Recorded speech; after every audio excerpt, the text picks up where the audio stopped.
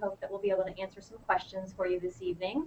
Tonight's chat is going to be focusing on orientation preparation with a specific focus on the START program and what happens between now, May of your senior year, through the time that you begin on campus in August later this summer.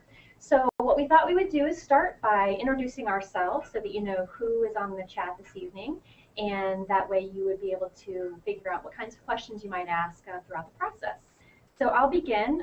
My name is Lori Patton, and I am a graduate of Ohio Wesleyan, graduated in the class of 1995, and currently serve as the Senior Associate Director of Admission and our events coordinator.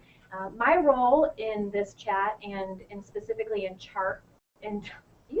specifically with regard to START is I serve as the kind of behind the scenes logistical coordinator. So anything that relates to how you get to campus for START, where you stay for START, what your schedule is going to look like for START, all of the behind the scenes stuff is what I will manage. So we'll let others on the panel introduce themselves, and we'll start to my right with Jen.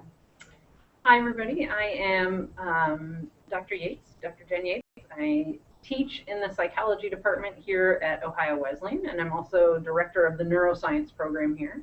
But that's not why I'm part of the chat tonight. The reason that I'm here tonight is that I will be coordinating all of the academic activities that are going to happen while you're here for START. So your language testing and your scheduling of classes. So if you have questions that are specific to how those things are going to work, you should feel free to ask. Hi everyone, my name is Wendy Piper. I'm the Assistant Dean of Student Affairs and Director of Residential Life. And my role within the university is within the Residential Life Office and Student Housing. And so hopefully all of you have had an opportunity to complete your online housing application already. And so my office coordinates anything related to where you live. We make the housing assignments, we match you up with roommates that we believe you will be compatible with. And I don't have I guess a direct role with the START program, but I will be there at the program, and I'll have a couple of presentations, so hopefully I'll have a chance to meet you when you arrive. And I am Marcia Tilden. I am the director of the Health Center here at Ohio Wesleyan, and my role is I am a nurse practitioner. So I am at the health center full-time. I will see students who are sick, injured, whatever your needs are health-wise. I will help you through that. Regarding START, I am the person that is going to collect all of the health forms that you need to fill out. And so if you have any questions about those forms, I'll be happy to answer those. And I will also be at START and happy to meet and greet everyone. Great, so we already have a question. This is awesome. Our first question comes from James, and he asks if START is mandatory. He's having trouble figuring out which date will work best for him. So we'll sort of start with that, no pun intended, START. So just to give folks some basic definitions, there are two mandatory programs that students need to attend. One of them is START, and the other is orientation. And so, yes, the short answer to your question is START is mandatory. There are 4 sessions to choose from. 3 of those sessions occur in June. We realize that not everyone is able to make it in June for any variety of reasons, and so there is what we consider to be an abbreviated mini START offered in August, just prior to when orientation takes place. So for those of you who haven't already registered or don't know the dates, the START programs in June take place on June 17th and 18th. That's a Monday and Tuesday. June 21st and 22nd, which is a Friday to Saturday. And the third session is on June 26th to 27th, which is a Wednesday to Thursday. And we were pretty purposeful about offering sessions that occur on different days of the week, hopefully making it possible for students and or parents to make it to at least one of those. And then the mini start in August is offered on Wednesday, August 21st. So those are the dates of this year's program. And so from one of our guests who asked when start is, hopefully we answered those questions. The next question is from Sam. He wants to know how START is different from orientation. So I don't know, Jen, do you want to address that? Yeah, so the sort of short answer to that is that the START program is to get you set up for the academic parts of your time here. And orientation is to get you more oriented to where things are on campus and get you involved with other people and different sorts of activities like that. So the academic things, so registration, your language testing, all of those sorts of things happen at START.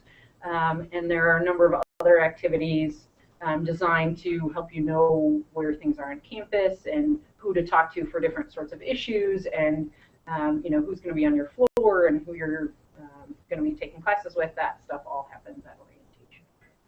And as an alum, I think START is a relatively new program for Ohio Wesleyan. We're maybe in our 6th or 7th or 8th year of offering START.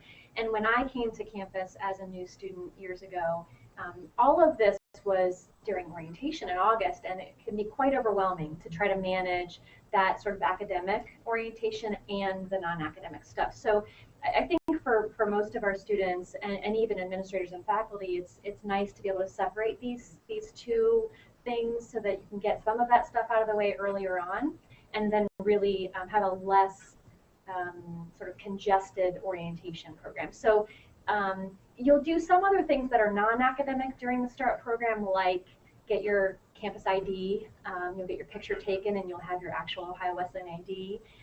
You'll be turning in some paperwork, you'll be getting your Ohio Wesleyan email account, and so some of these other sort of essential things that will help you sort of get started with your academic career here will take place during that program, so that, again, you can focus on more of the roommate bonding and getting settled and whatnot during the orientation program in August.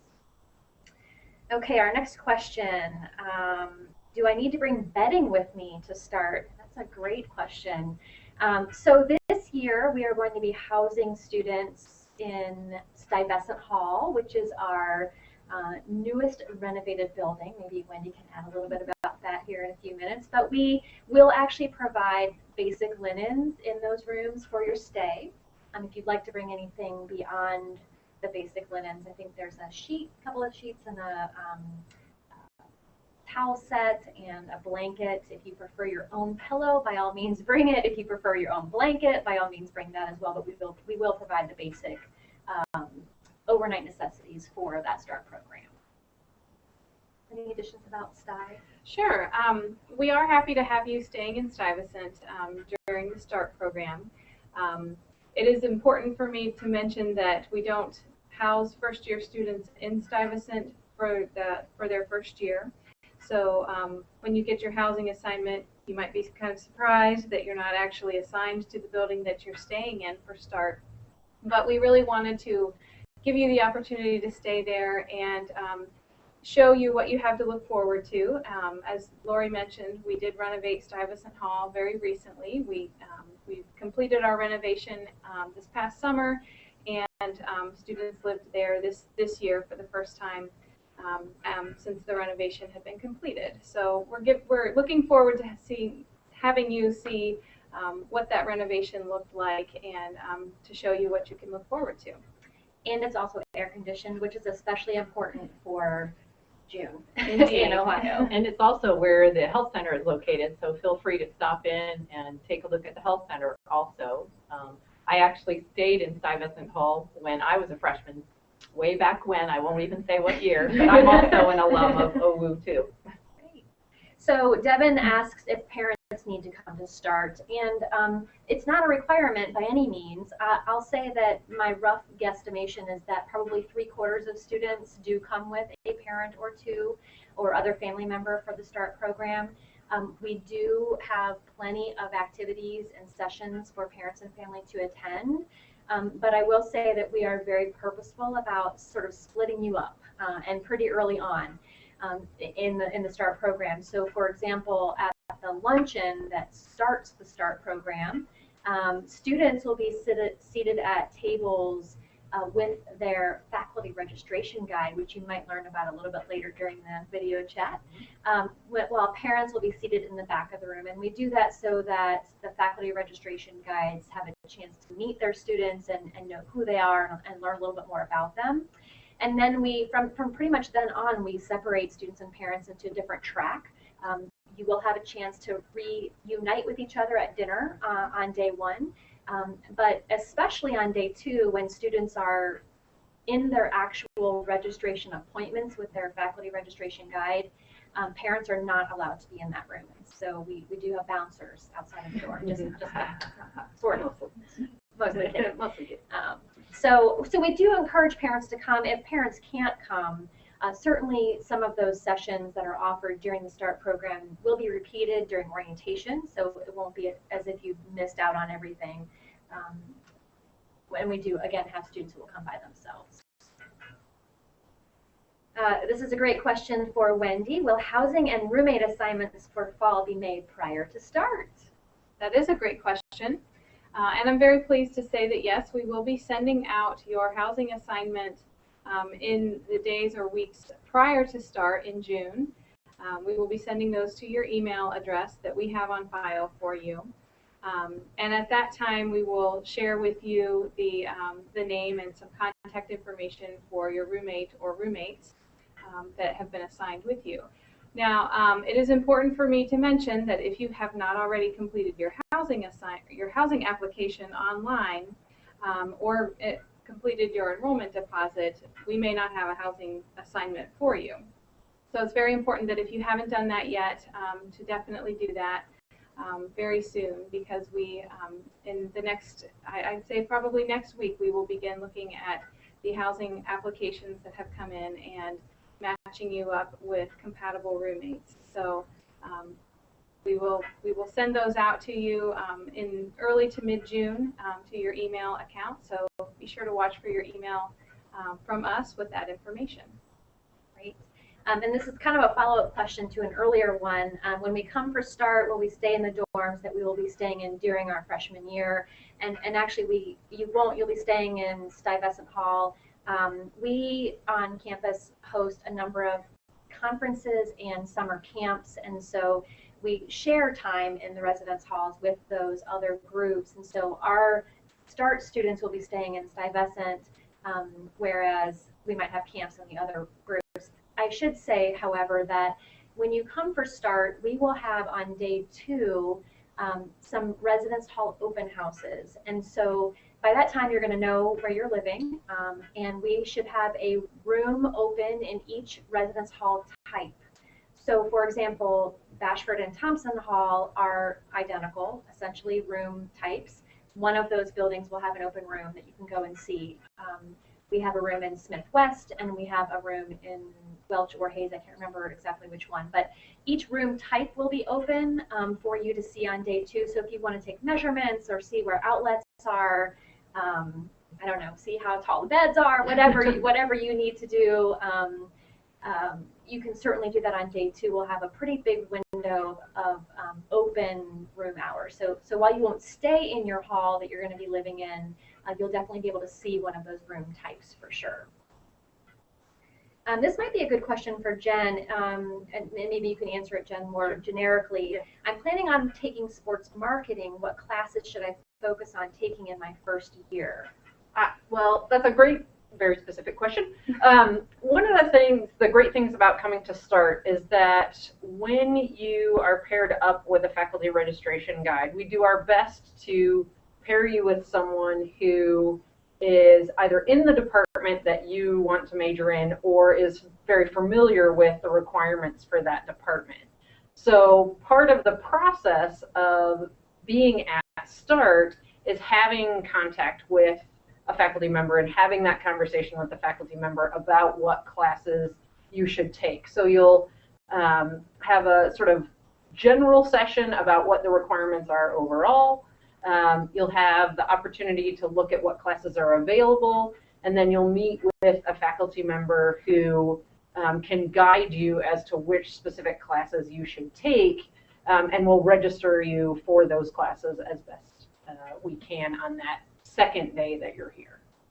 Right, so to characterize the overall experience at START, I always like to say that day one is all about learning and understanding what the academic requirements are at Ohio Wesleyan, what the expectations might be, and so you learn, and then on day two you actually get to do, and that's when you're able to sit down, now that with all this knowledge you have from day one, and with the help of this faculty registration guide, you're able to put together an appropriate schedule for your first semester of your college career. So Jen, maybe you can also talk about, is that faculty registration guide then the student's advisor, or how does that? So there are, I think, 147 maybe faculty on campus now here, and not all of those faculty members will be here over the summer. We'll have about 20 faculty members at each START session. So it's not entirely likely that the person who works with you at START will be your advisor. But that person can be a point of contact until you come to campus. And there are some other people that we can put you in touch with, the head of advising as well. So if you have questions, that person can help you up until you get to campus. At orientation is when you'll meet your academic advisor. And so there's a whole section in orientation where you'll have sort of a quick group meeting with your advisor and the other people that have been assigned to that advisor. And then you'll schedule at that time a meeting with your advisor for sometime during the first week of classes so that you can touch base on, making sure your schedule is right, and, if you want to change any classes or if there are other things that you want to discuss with your advisor. So it may end up being the case that your START guide is in fact your advisor, but it's not entirely likely. Another student would like to know if we will pick them up from the airport when they arrive for START. And typically, yes, if a student is traveling by themselves to the START program, we are able to provide transportation.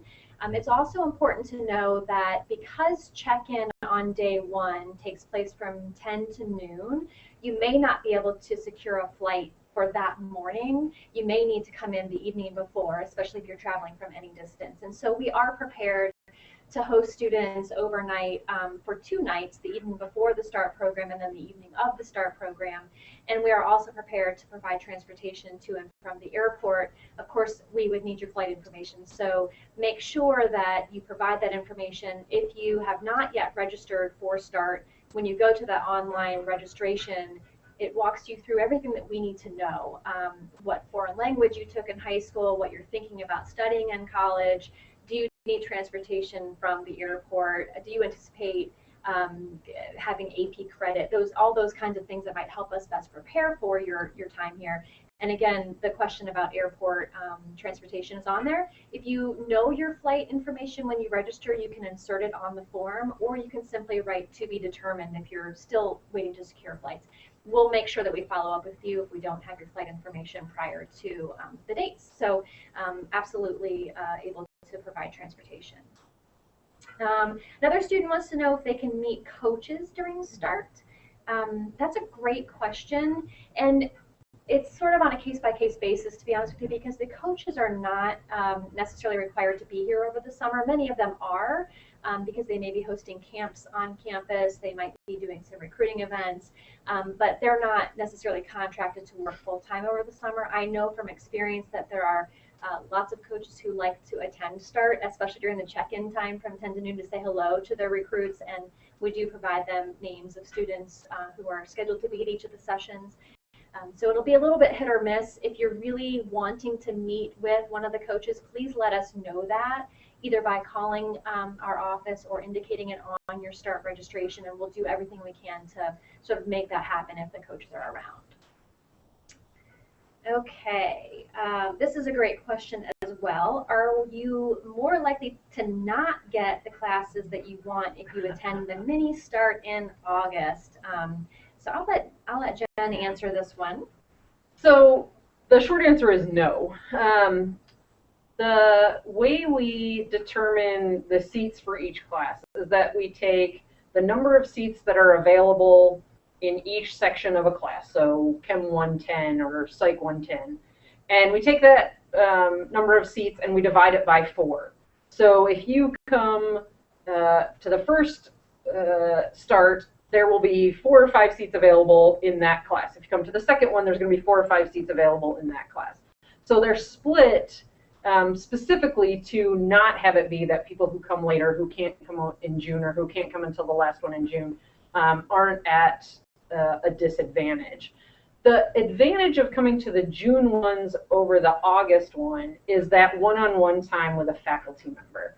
If you come to the August mini start, what you'll get is a request for information about what you think you're going to major in and what courses you're interested in, and someone will do the registering for you, so your schedule will be determined for you when you get here. But if you indicate very strongly that there's a particular class that you want to be in, or we know what your projected major is going to be, we're going to do our best to get you into those classes. There are lots of really great things about going to a small school. Sometimes getting into classes is a little bit more challenging because there are only X number of sections of particular classes.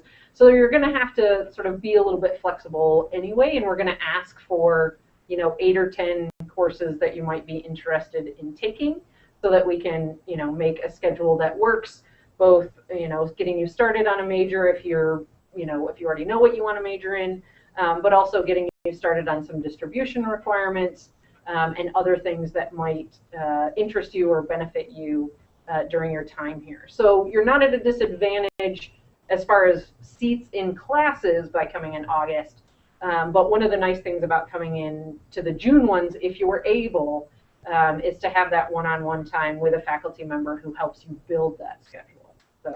And so for the August students as well, what we're going to be doing, and we've done this a number of years now, is we will send you a packet of information, both in regular postal mail as well as via email, that essentially includes the paperwork that the kids who come to campus in June will receive. And we'll sort of walk you through the process of completing the paperwork so that ultimately you're able to select 6 to 8 to 10 courses that you think you might be interested in taking. And this is exactly what the students who come in June will be doing as well. The difference, again, is that you're not going to have that one-on-one FaceTime with somebody. But that information is going to be sent this year to the August students beginning in early June. So my recommendation for you students who might be coming in August is make sure you get that paperwork back sooner than later, because then the folks that are doing your scheduling can go ahead and process it, maybe even at the same time as some of the kids who are coming in June. So if you get it in June, don't wait until August 15th to return it and expect to get your ideal schedule. Certainly turn it back in as soon as you can. We're sending that a whole month earlier this year than we did in the past. So we think that's going to help our August students as well feel a little bit more connected to that process. A good question. Do I need to bring my health insurance information with me? And I guess maybe we should answer that without the stipulation. Bring with me to start and/or bring with me to campus in August. The answer to for the health center is yes. We like to have a copy of, well, let me back up. Every student is required to have insurance to come to Ohio Wesleyan. So you do have to have health insurance to attend Ohio Wesleyan. And the health center likes to keep a copy of the card on file in case, heaven forbid, you need an X-ray or an MRI or something that we actually need to have record of your insurance. So sometimes we have to call the insurance company to actually make sure it's okay for you to have those certain tests. So the health center likes to keep that on file so that we have that information. Regarding START, I'll let Lori say, do you have to have? We don't necessarily need insurance card information. Every student does complete a release of liability form. That's required. You either need to send it ahead of time. It'll be sent in your confirmation packet that's mailed and emailed. Some of you have already submitted it, so thank you. And that release of liability form does ask for insurance information, but you don't actually have to have the card with you as long as we have the policy information on it. That's fine. And since we're talking about insurance, I do want to let you know Ohio Wesleyan does offer a policy that if you don't currently have insurance through your parents, you can purchase it through the university, and you will be getting that information, I believe, in June this year. So look for that in your mail, that you could actually purchase a policy from Ohio Wesleyan in order to meet that requirement. The next question, I think I understand it. It says, when do we pay the school fee? I'm assuming that means the tuition bill. Most of you, all of you, if you've deposited at Ohio Wesleyan, have already paid the enrollment fee of $400. But your tuition bills, I believe those begin to go out in July, if I recall correctly, and that comes from our accounting office, and we'll have a due date on it. Not even sure when it is. I don't know when it is either. So, but we're looking for that information in July. The next question is, will advice on class schedules be given? So I guess we can tackle that both from the perspective of those that come to June versus August. Yeah, certainly that's part of the process when you're here and actively registering with the faculty registration guide. So you'll get several different levels. So one of the sessions that you'll have on the first day that you're here will talk about the general requirements for the university, how many classes you should take each semester, what the distribution requirements are, how to determine what the requirements are for the major that you want to take. And so you're going to start to think about things then. And we'll talk about, how to meet the number of classes or number of credits requirements, what kinds of classes might fulfill those needs. So you get some of that general stuff. In the evening on the first day, you'll get the list of classes that have open seats. And at the session, all of the student registration guides will be there. And so these are students who have been here for several years and who have taken several classes. And so you can ask them questions about, which classes they've liked or, whether they have any recommendations. But the bulk of the advice that you're going to get is going to be in your registration appointment the second day when you're meeting with that faculty member. And they'll look at, what you want to major in or what sorts of things you're interested in, whether you're playing sports, what kinds of extracurriculars you might be doing, and try to help you build that schedule. I will tell you that we're going to try to follow a couple of rules. One is that we're going to try to give you the number of credits that will keep you on track to graduate in 4 years. So that's one thing that we're going to be looking for when we help you build that schedule. We're going to want to get you started on a major if you have a major in mind. And we're going to want to get you started on some of those distribution requirements. It will not be the case that you will take a schedule that's all classes in your major or that's all distribution requirements, because we're going to want to vary your schedule a little bit. We're not going to want you to be in all science classes or all English classes or those sorts of things. So you'll get advice about how to balance different kinds of classes, how to balance classes across days, what types of classes you might want to take, and how to fit in other sorts of activities that you might be involved in. Good question. Are we supposed to sleep over? And I guess we sort of rolled over this question. Yes, the START program is intentionally built as a 2-day event, and it does include the overnight experience. While we're not going to necessarily be doing bed checks to make sure that you're actually sleeping over on campus, we do hope that all students stay overnight. You need to be there on day 2. So if you don't spend the night on campus, you should definitely be back on day 2, especially for your registration appointment.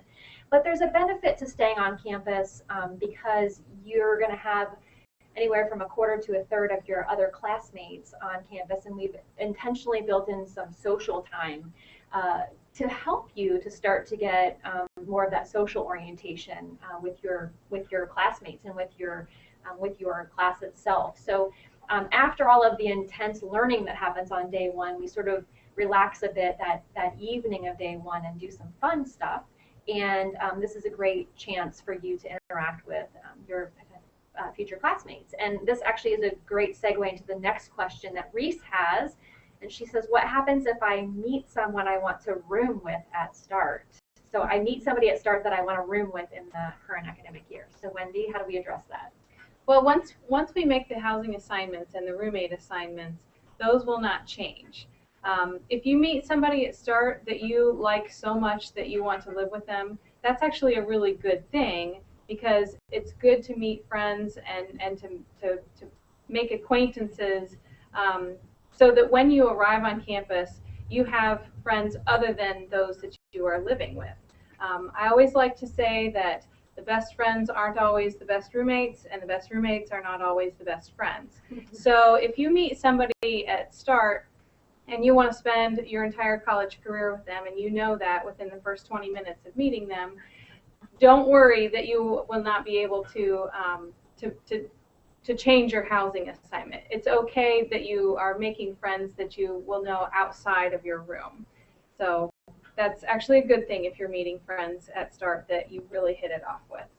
And one thing that we're going to try to do this year, we don't know exactly how this is going to take shape yet, but because housing assignments are being sent before START, and this is the first year that we're doing that, we're going to try to insert some element, some activity during START, likely on day one, where students living assigned to a certain hall or even a certain floor can all meet each other in kind of a social setting. So, your roommate might be attending the same START session that you're in, or if not, there will likely be hallmates or residence hallmates that are at that START session. So it's a great chance to meet others that will be in your building and get to meet them during START. So again, stay tuned to the schedule, because not 100% sure how that's going to happen yet, but we're going to be infusing it into it for sure. The next question is, will there be a rebroadcast of this session available on the website? And I'll tell you, the four of us were dreading that very thing before this video chat began. Yes, I believe that they're all archived on the website, and I think my colleague just posted that. So unfortunately, you can go back. We won't be, I can assure Yes. you, watching it again. Yes. So maybe at this point we can address a little bit about, I know we've had questions in the past about testing that happens during START, because after all, START does stand for Student Advising, Registration, and Testing. So I'll let Jen address the testing component that takes place during START. All right, so there are going to be two tests that you take when you come to START. You should not panic about either one of them. The first test that you're going to take is almost immediately, right after you have lunch on the first day. You're going to take a language placement test. And you're going to take this test if you meet certain criteria. If you have taken more than 2 years of a language in high school, you're going to take that test. And if your primary language is English, right? If your primary language is a different language, you would take the placement test. And the goal of the placement test is to see how much of the requirement you've already fulfilled for our language competency requirement. So we don't have specific language classes that you have to take here, but you have to have a language ability that's equal to 2 semesters of taking a language. So that would be our 110 and 111 level languages. So if you've taken, 3 years of Spanish, you'll take the Spanish language placement test when you come. That will tell us whether you've essentially tested out of any of that requirement. And you'll take that test even if you don't want to continue in Spanish, if you've already taken Spanish. So even if you want to take French or Italian or Russian or Chinese or Japanese or Swahili or German or Arabic, I might have hit all of them. I might not have. But even if you want to take a different language, you're going to take that language placement test because we want to know if you've sort of tested out of any of that requirement.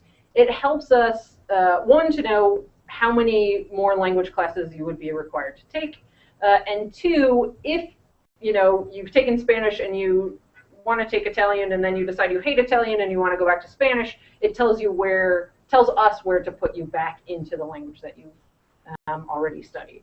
It also helps that to have us know sort of what other courses you would be eligible to take in the languages, because some people will test even higher than those basic requirements if you've taken 4 or 5 or 6 or 8 years of Spanish or whatever language you've taken. So it helps us to know those things. So even if you know that you're not going to retake that language, we'd like you to take that language placement test. And so that'll happen right after.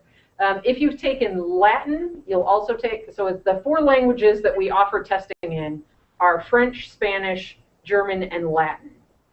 If you've taken any other language, you won't take a placement test.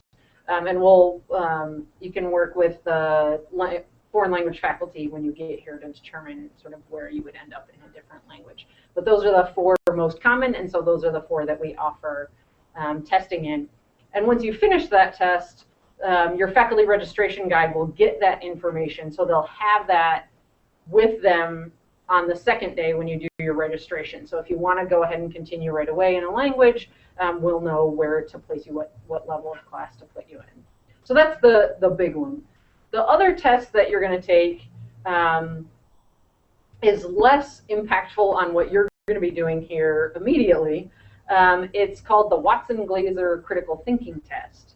And it's part of the process that we use to evaluate what you've learned in your time here at Ohio Wesleyan. So you'll take it when you come in as freshmen, and then you'll take it when you leave as a senior, and that helps us to know, how good of a job we've done and how much you've learned over the time that you're here.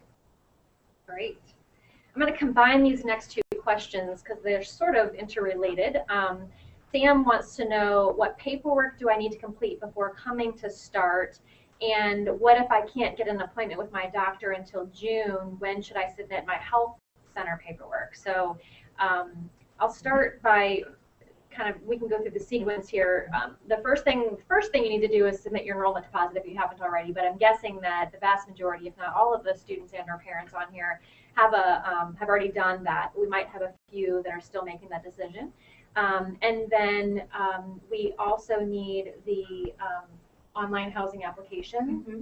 Yes, the online housing application, you should have received an email that had your username and password so that you could log in and complete that online housing application.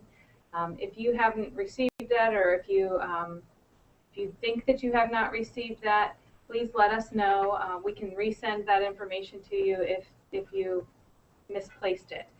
Sometimes it tends to land in your spam filter, so that might be a good place to check for that as well. It's also important to note that the online application is not complete if you have not submitted also your personal data sheet, and that is not something that you complete online, but you can find it online as a PDF on the newstudents.owu.edu website. There's a link for housing information, and I think there's a link that says forms. And that personal data sheet collects some information that perhaps you haven't submitted through any of the other electronic applications that you've submitted, for anything else.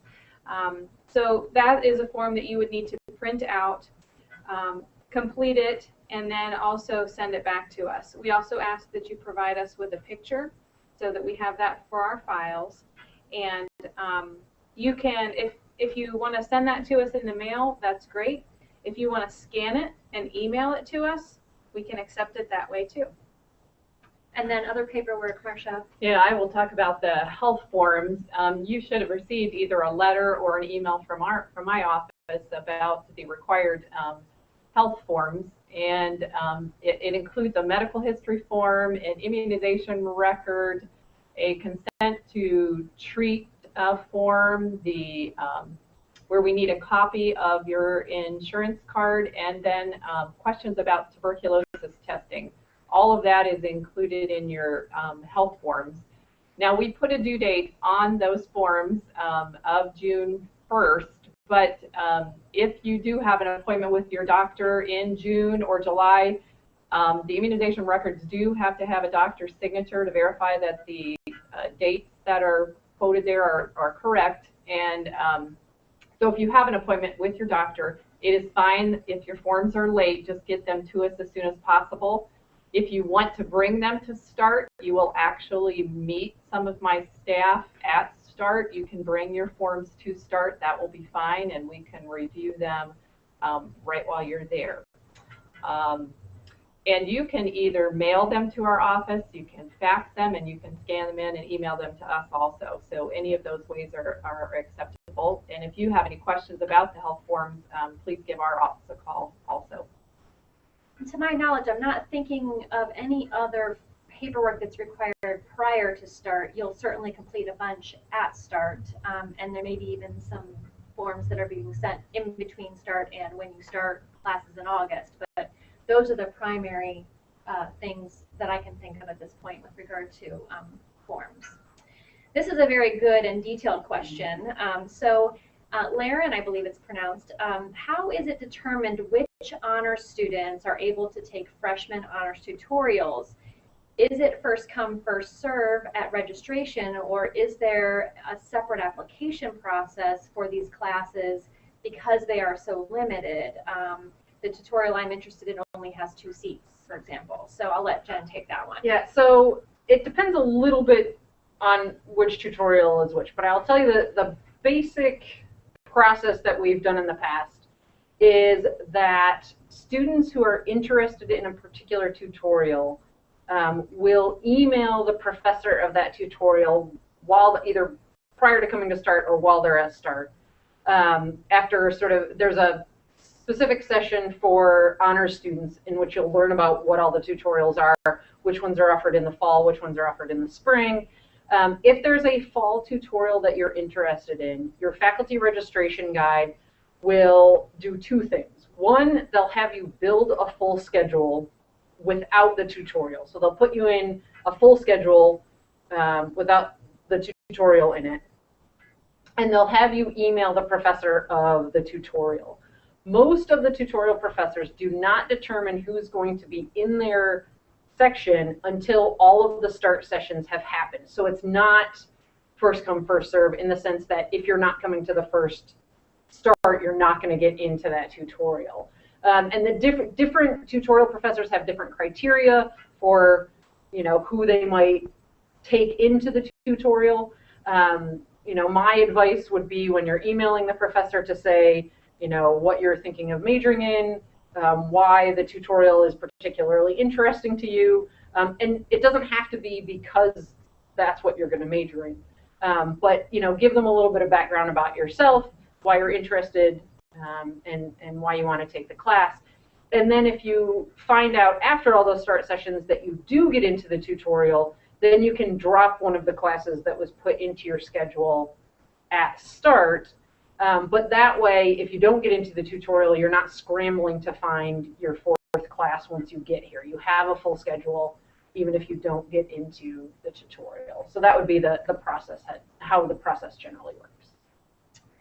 Great. Next question. I'm an economics management major student. I heard there's a program called EMF. Can you introduce it or talk about it?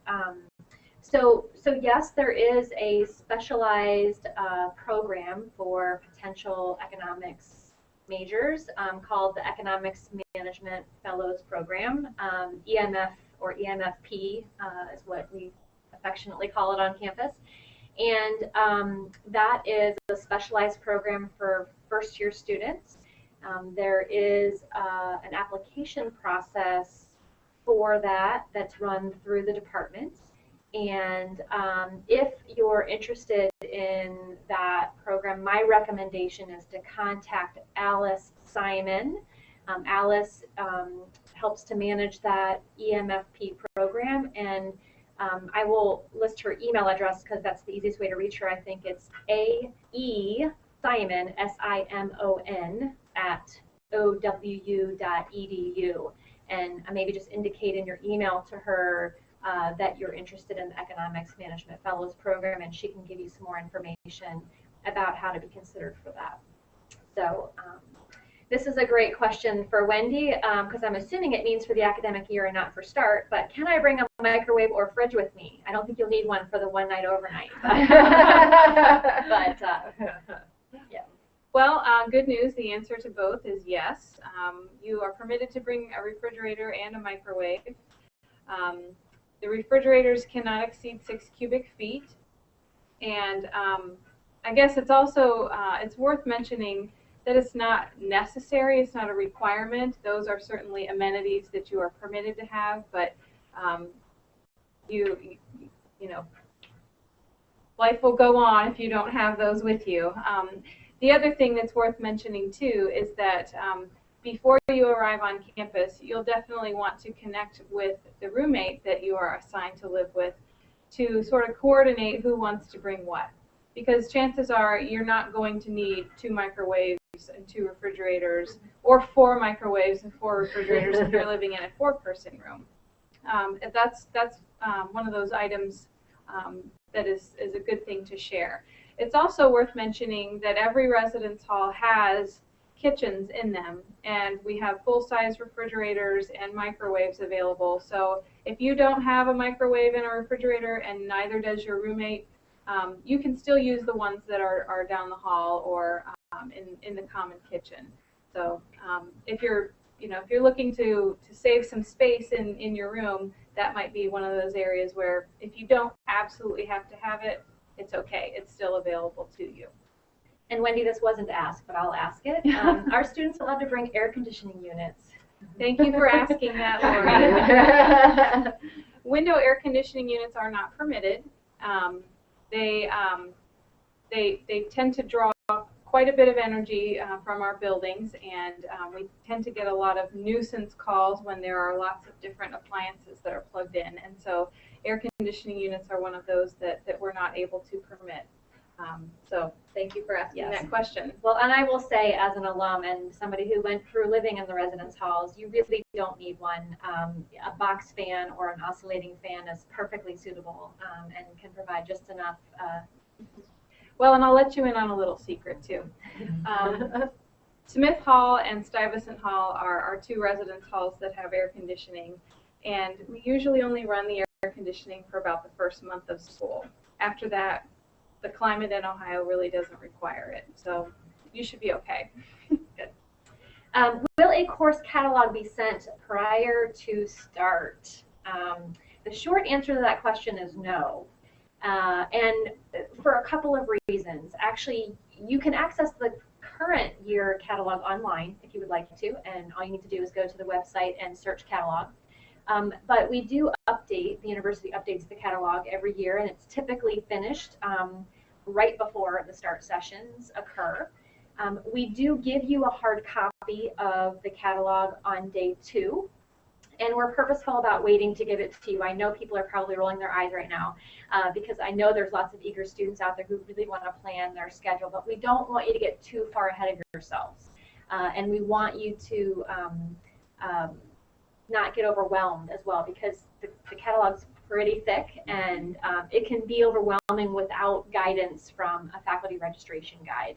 So what we do for START prior to day 2 when you get the catalog is we give you what I like to call a Cliff Notes version that includes courses and their descriptions for those classes that are most appropriate for first-year students. So if you're a first-year student, you're not likely going to enroll or be eligible to enroll, for example, in Adolf Hitler and Nazi Germany in upper-level history class, even though if I were reading that description, it would sound really cool and exciting, and I'd probably want to sign up for it.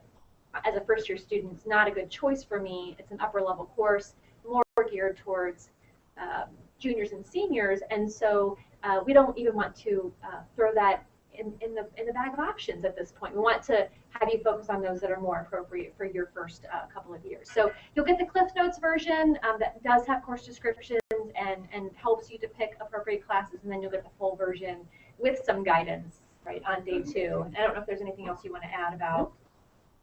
Okay. All right, next question. Will the advisor with whom I meet to schedule my classes know that I have transfer credits, and what classes are satisfied by those credits? That is a great question. That's a good question. And it will depend a little bit. So if you have already sent those transfer credits into the registrar and they have had a chance to determine what those courses are going to be equivalent to, then yes, we will have those in your file. Depending on when those classes end and when you're able to send those transcripts and how quickly the school that you're going to sends those transcripts and how right on top, how close to start it is, there may be a little bit of a lag there. So my advice to you for both transfer credits and anticipated AP scores is to bring any record that you have of that. So if you have a copy of your transcript or a copy of your grade reports from those transfer credits, bring that with you in case it hasn't had a chance to get into your file yet. And that way, your faculty registration guide can get some sense of what things to avoid. And also the registrar is on site during registration. So if we needed to, we could go to the registrar and say, these are the classes, can you give us a quick rundown of how you think those are going to transfer in? And that we'll be able to work with you on that. For AP credits, we know that if you're taking AP classes right now, your scores will not be in time because they don't post until I think July. So if you have AP credit that you think is coming, what we're likely to do is to ask you which AP courses you've taken that you don't have scores for, and how confident you are that you're going to get a score of 4 or 5, which is the usual cutoff for most of the AP scores, in order to sort of assume either that you're going to have credit or that you won't have credit. And the good thing about that is if it comes in, if you're like, oh no, I don't think that went that well, I'm not sure I'm going to get credit for Psych 110, but then it comes back in July and sure enough you got a 5 and bravo, we can change your schedule around when you get here to indicate that. So we're going to sort of take our best guess, have you take your best guess on where you think that's going to come out, and we'll schedule you accordingly. But once you come to campus, you'll have a chance to rearrange your schedule. The whole first week of classes and then the first 2 days of the following week are what we call add drop period, where you can change your schedule. So if something changes, you have credit that comes in that you didn't have, or AP scores that come in that you didn't have, we can make adjustments once you get here in the fall. And we actually remind you about bringing copies of those things in your confirmation materials. So if you don't remember it from tonight's conversation, certainly we'll remind you of that before you get here. Next question from Marcia. Can you help share the pros and cons about keeping our son on our health plan? Should we not? That's a great question. The information that you're going to be getting actually comes from the Student Accounts Office in June about the health insurance, is that it's changed a lot this year.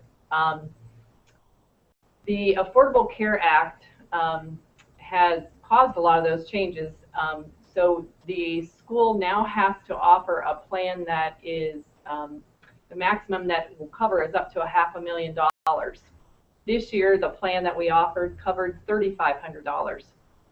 So you can see there's a huge difference there.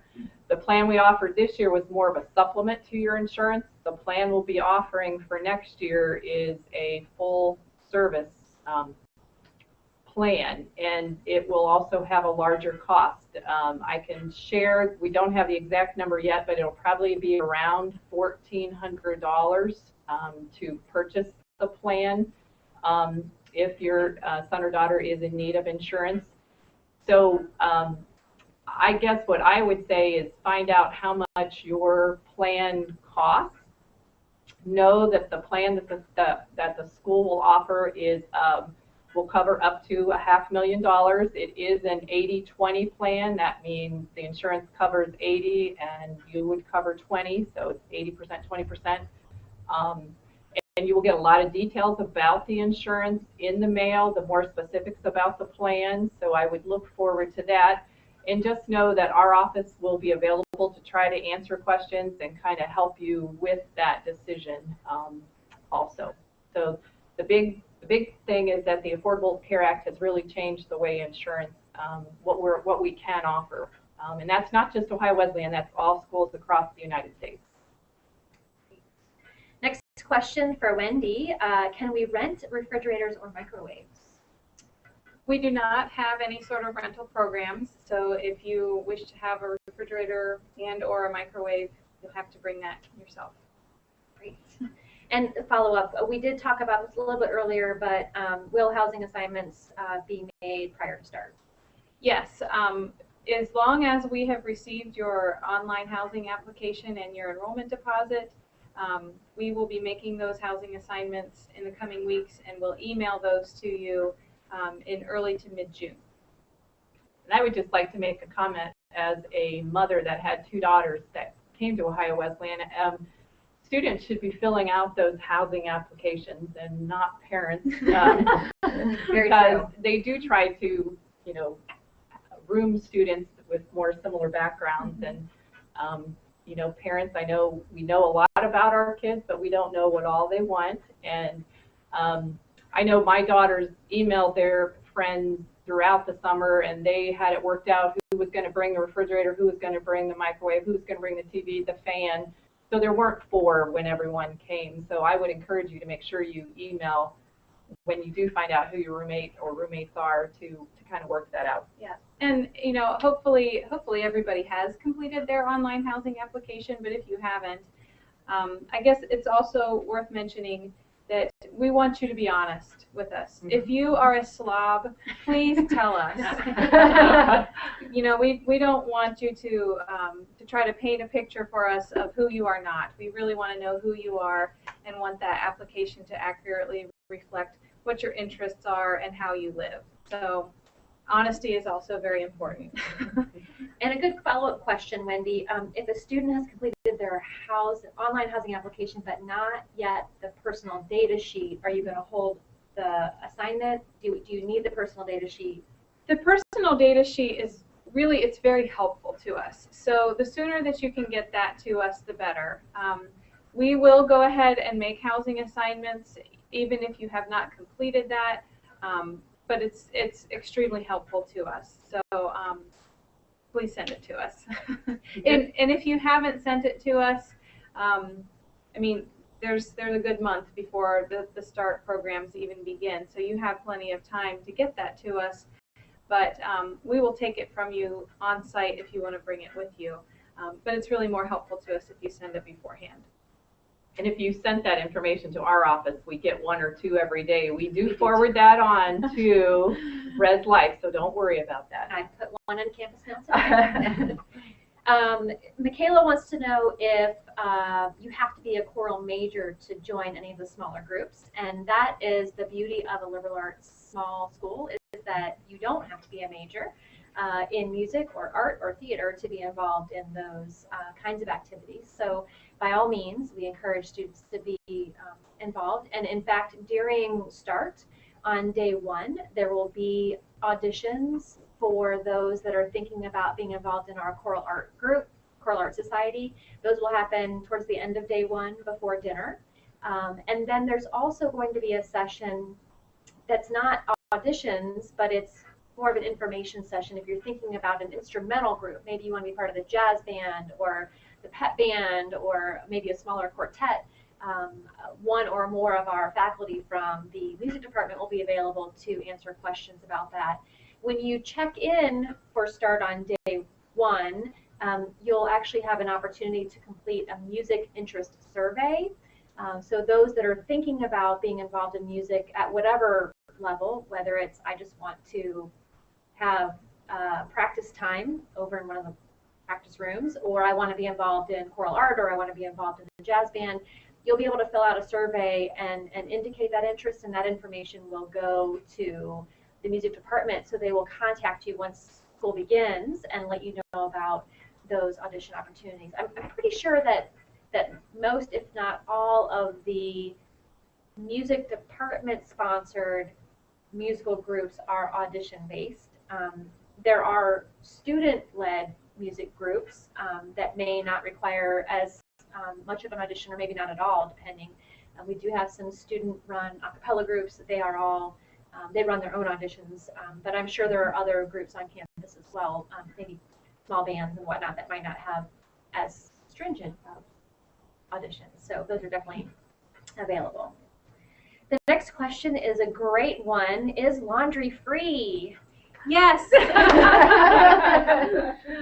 Yes, all of our laundry facilities in each residence hall are set so that you don't have to bring quarters, you don't have to you don't have to have any extra money added to your ID card. It's all included in the cost of the room. So one thing that I will mention about the laundry facilities, though, even though it's free, we still want you to be smart about doing your laundry. So you don't have to do a load that just has a pair of jeans and a pair of socks.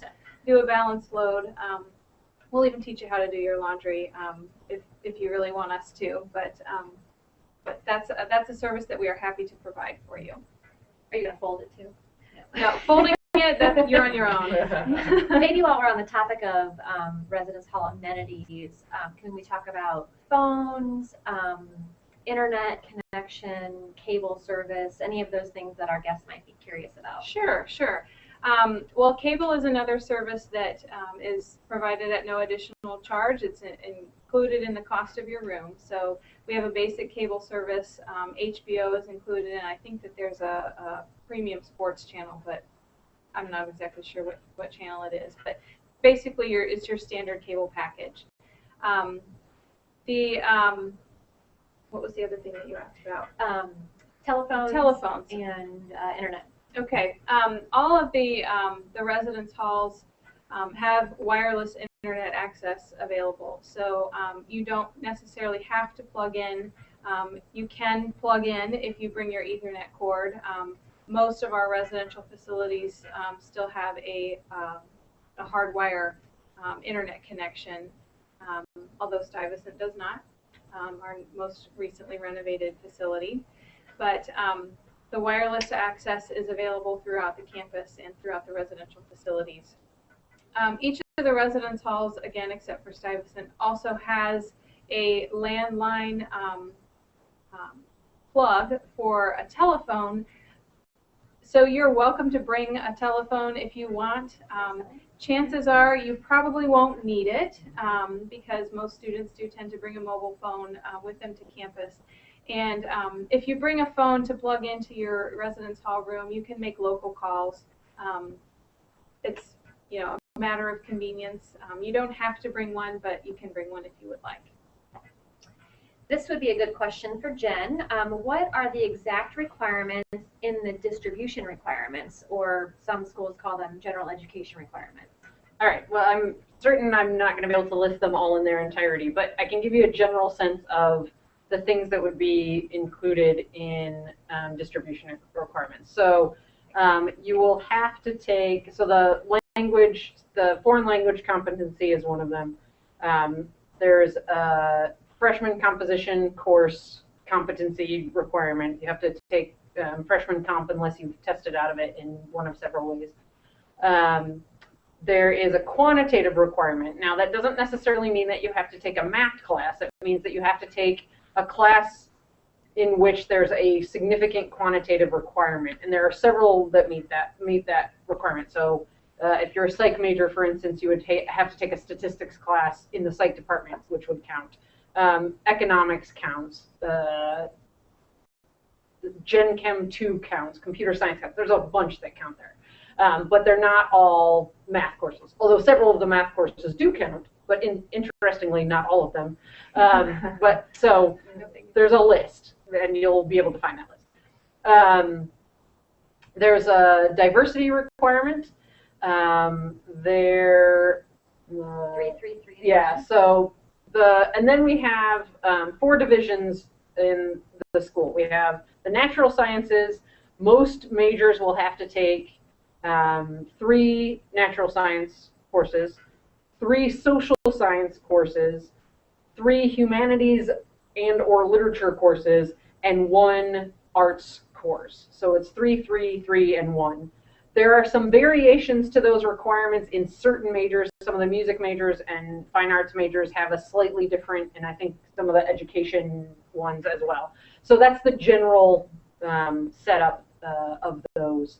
But there are lots of different ways to meet those requirements. The only course that everybody has to take or have credit for is English 105, which is that freshman comp course. On all the rest of the distributions, there are multiple ways to fulfill them. There are multiple choices for how to fulfill those options. So there are actually, very few completely required courses, that one, and then some language competency. But everything else is pretty flexible. And that first session that I mentioned on the first day of start, the sort of general one, will give you several different forms that will show you how to track those and which courses belong in each category and how to determine that and all that. So you'll get a lot of that information, sort of the more specifics on day one of start when you come. And so that English 105 or freshman comp course is also the only time-sensitive course. It's the only course that you have to take freshman year at a specific time. Now, most students will take the bulk of their distribution requirements during the first 2 years, but you can certainly be finishing your last distribution requirement or requirements during the senior year.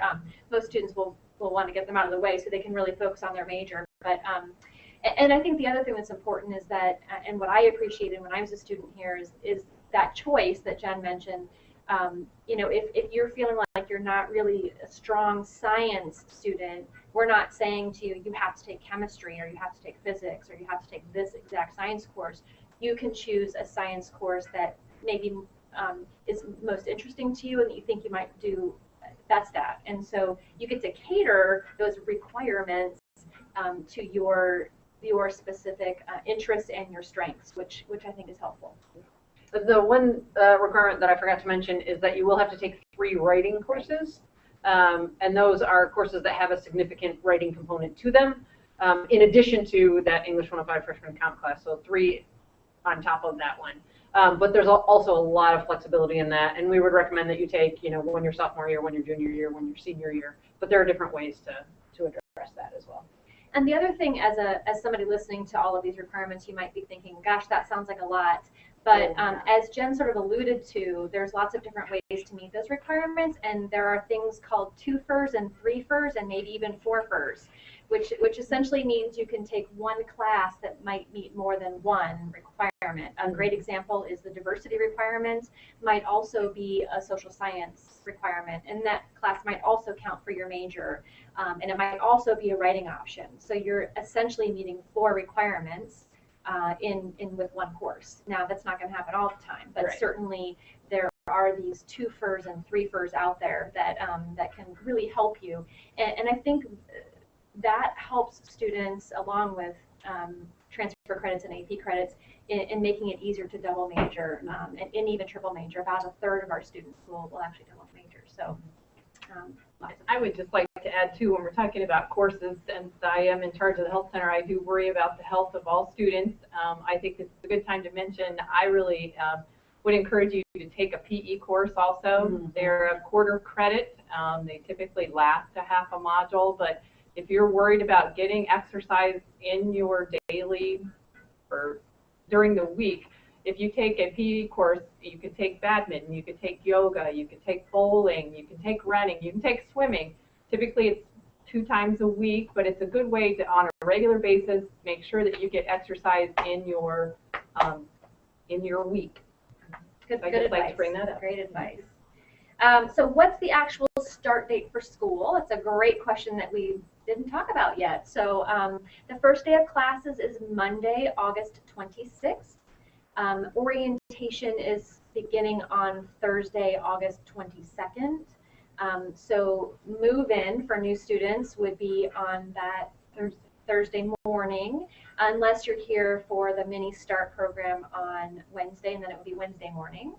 And I guess there might be some athletes. Typically, if you're a fall athlete, you would be moving in prior to the orientation program, but more information would certainly be forthcoming about that through your coach later in the summer.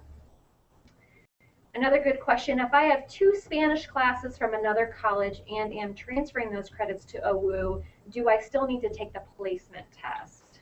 That is a good question. My sort of I'm not going to give you a firm answer at this point, but I will look into it. And so if you want to email me, jryates, Y-A-T-E-S, @owu.edu, I will find an answer for you. My suspicion is no, if we've gotten that transfer information. So if you can send us that or we know that ahead of time, my suspicion is that you won't have to do that. But it may be that we have to sort of make sure that the level of the courses that you took at the school that you're at meets, gets you to the same level that ours do. So, so if you have that information that you could send ahead of time, that would be most useful in getting us the answer to that question. But if you want to follow up with me, I will see if I can find a more definitive answer for you. And the good news is that it doesn't hurt to take the test, besides the hour and 15 minutes or so that it takes to take it, or might take to take it. It doesn't cost anything extra, so it's a good thing to have as a fallback if for some reason the transfer credits didn't come through, weren't approved, or whatever. But you know, that's a thing that we can follow up with you about. I'll find that out. Send me an email. Reese wants to know, if I get sick on campus, what do I need to do to get medicine? That's me. The health center is open Monday through Friday from 8:30 to noon and 1 to 5.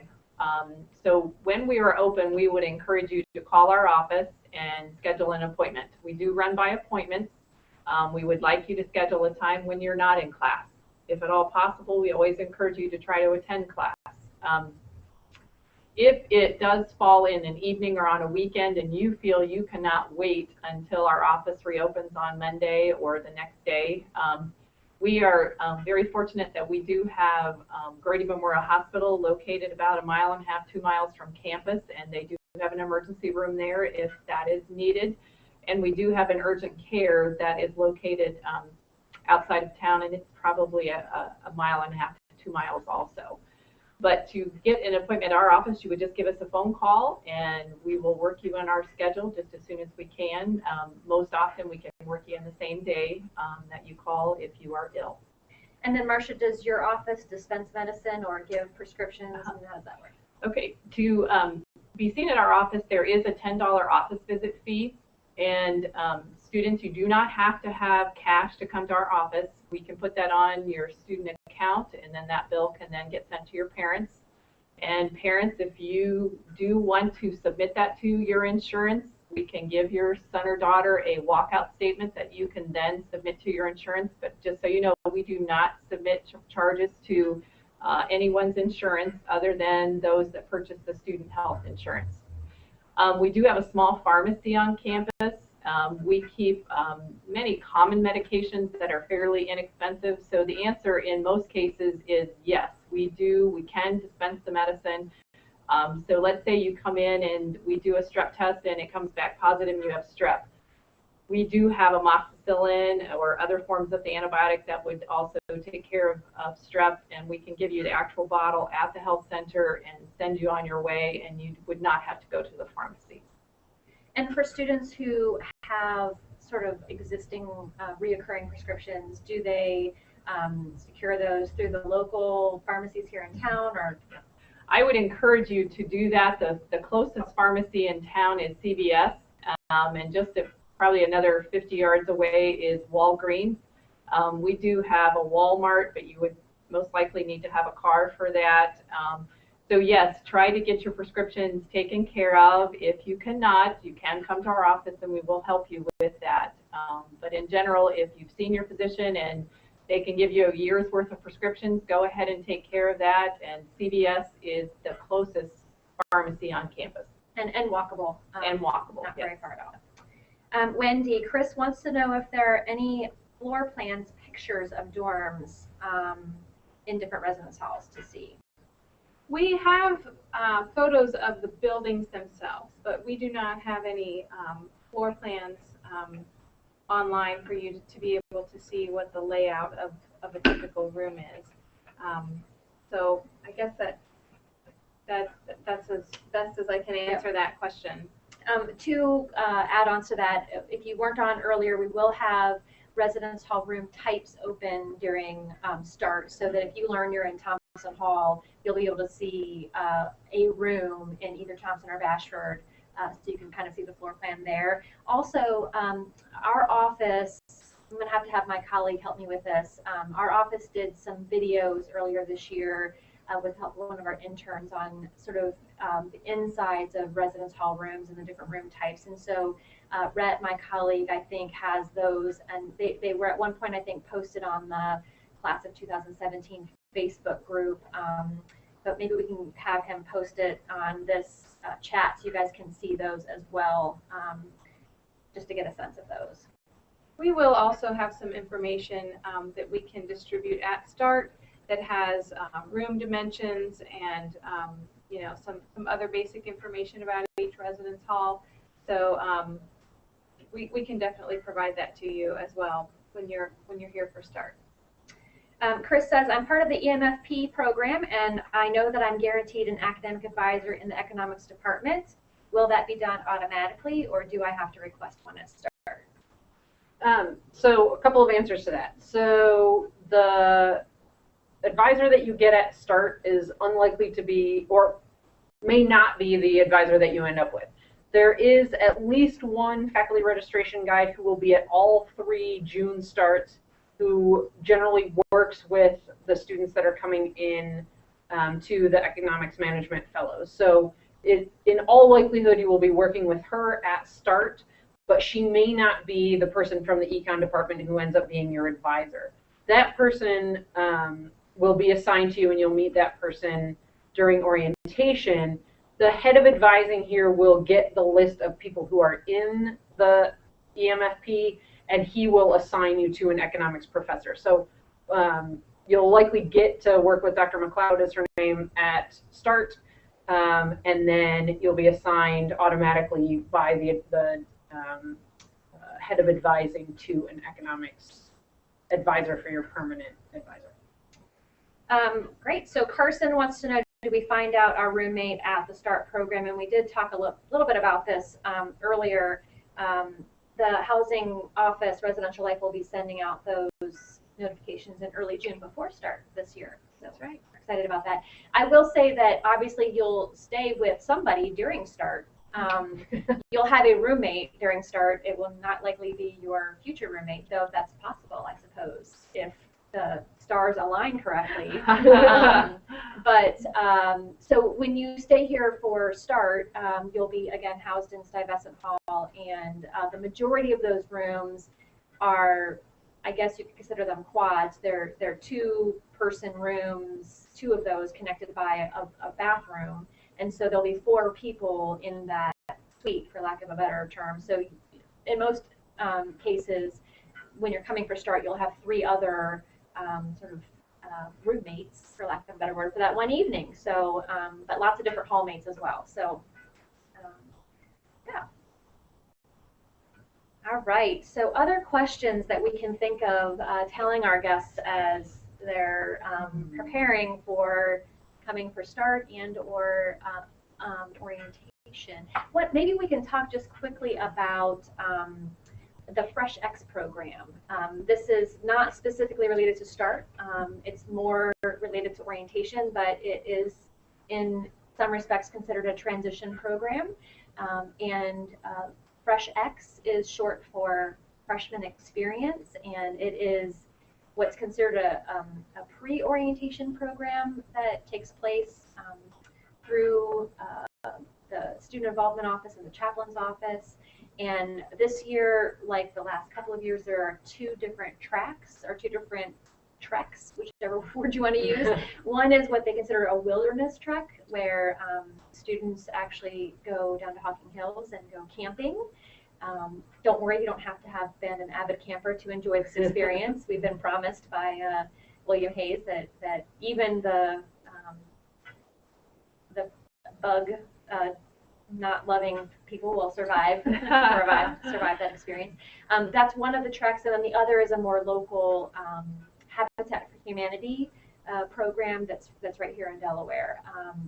There is an extra cost involved with the FreshX experience, but those students that I've known over the years who have done it have just ranted and raved about what a phenomenal experience it is. And I know from sort of being an administrator that you can sort of tell when school starts who did FreshX because their shoulders are a little bit higher, their smiles on their face, they feel a little bit more connected to the campus already because they've had a chance to bond with a small cohort of incoming students and maybe most importantly have some upperclassmen friends and colleagues already before classes even start. So I would recommend that if you're interested in doing that, check out the website. You can find all of this information, by the way, at newstudents.owu.edu.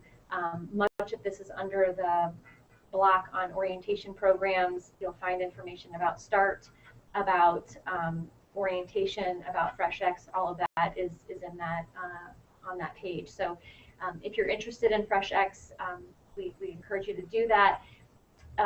If you are a student who needs to come to the August start, you cannot do the wilderness trek experience because you'll get back too late. But you can do the Habitat for Humanity trek, and so that would definitely be an option for you if you'd like. Question, I've registered for START. When will I receive my confirmation packet? That is a great question. You should have received at least an automated bounce back email confirming your space in the particular session that you signed up for. And the comprehensive confirmation packets, both mail and email, will be sent at the end of this month, probably right after Memorial Day, actually. So you should still get it about 3 weeks ahead of time. But we want to make sure that we have the most up-to-date schedule included in that, and some elements of the schedule are still being finalized. So that packet will include the parent and family schedule, the student schedule. It will include the release of liability form that needs to be returned. It will include a campus map, area accommodations should your parents need them. A couple other things will be in that. It should be fairly comprehensive and helpful for you. So those will be sent later this month. Another question for Wendy. How secure are the residence halls? Well, that is a great question. All of the residence halls are locked 24 hours a day, 7 days a week. You'll have your ID card. That'll be one of the things that you obtain when you arrive for the START program. Or if you're arriving in August, that'll be one of the very first things that you do is get that ID card. And that is how you access the residence halls. There's a little card swipe reader next to each door, and that is how you get in.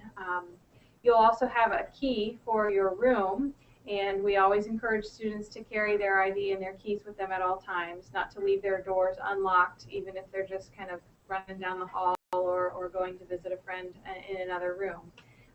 I think that we consider ourselves to be a very secure campus, but it's always good to practice good and safe habits. So keeping those keys with you and locking your door are very important.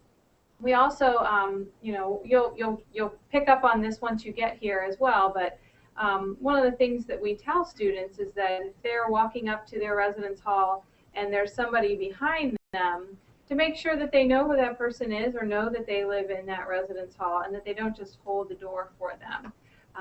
It's not intended to be a sign of rudeness if somebody doesn't hold the door for you. That just means that they are looking out for their own safety and the safety of their neighbors as well. So very important to carry your keys and your ID card with you all the time.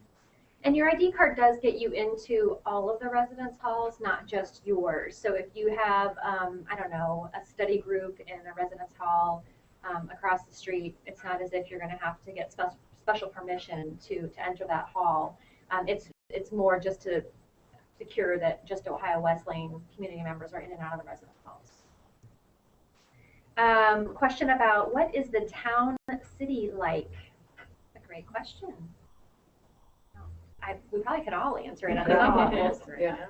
I think in general, Delaware it's considered a suburb of Columbus. It's a small-ish town, although we are one of the fastest growing counties, I think, still in the United States and certainly in Ohio. If you haven't been to campus before, and I imagine that some of our chat guests, maybe even international students, haven't had a chance to be on campus yet. The campus itself, if you look at us from the air, we sort of look like a barbell or a bow tie. I know it's a silly analogy, but you'll forever remember it.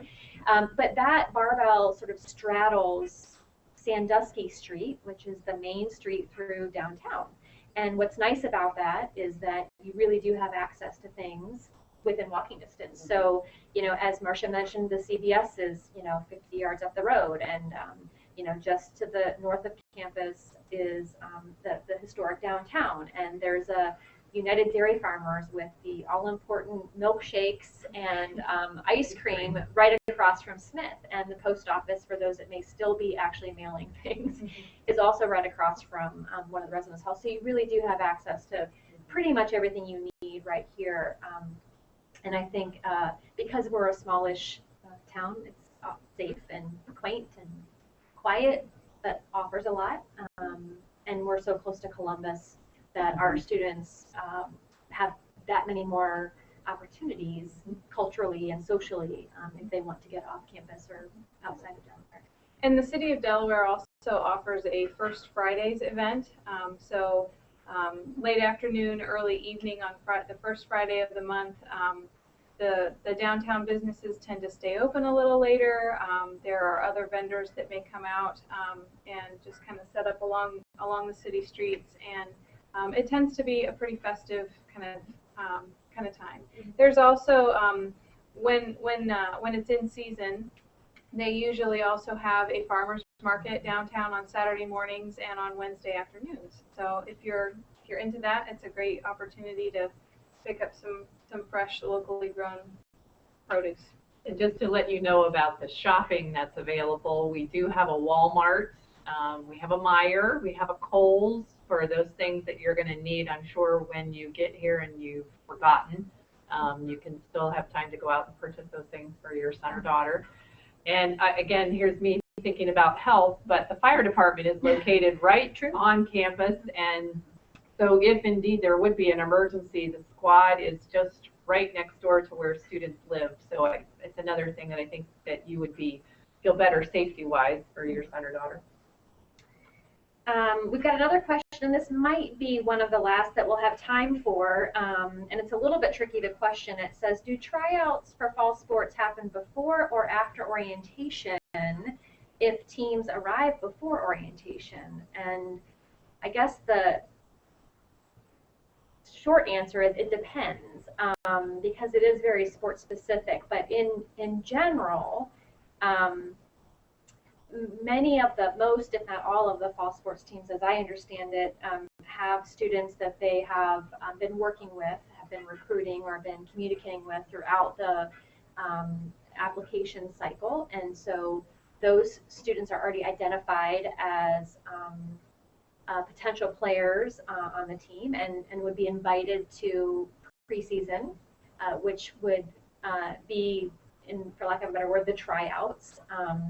There are some sports teams, a good example of this is men's soccer, who would open up additional tryouts for athletes who might not have been part of that I've been working with you throughout the whole admission cycle group, might offer alternative tryouts after the school year has already begun.